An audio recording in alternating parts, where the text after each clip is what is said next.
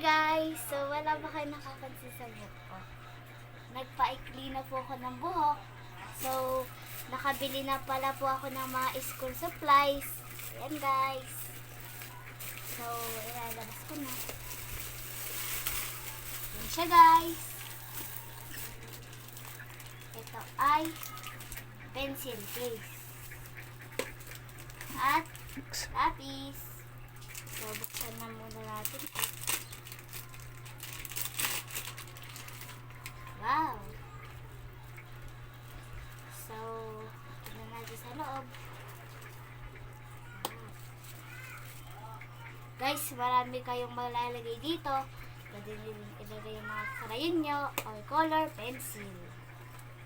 So, ilagay natin dito. At yung lapis, ilagay natin dito. Yan guys. Tsaka meron din pala tong pangtasa. So, naman guys, yung mga alam nyo ba guys, yung notebook ang mahal, 23 isa. 8 pala po yung notebook ko. So, ito po siya. Puro neon po. Neon cup. At saka meron din po pala akong papel. Tag-20 lang po. So, nakagano natin. Meron din po akong sapatos na binili. Tag 150 nga lang po ito. So, meron din po tayong pambura. Yan.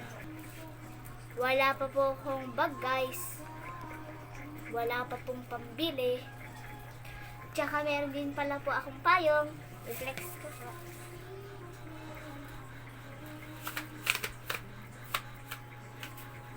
So, ano na?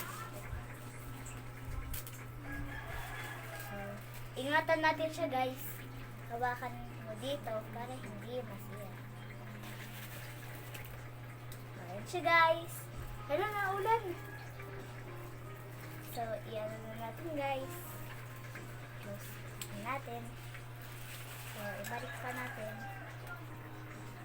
Tag 150 lang po to guys. Hindi pa po ako kompleto sa gamit sa school supplies ko. Ingatan lang natin guys. Para hindi agad masira. Yan guys. Bye-bye! Yun lang po. Mwah!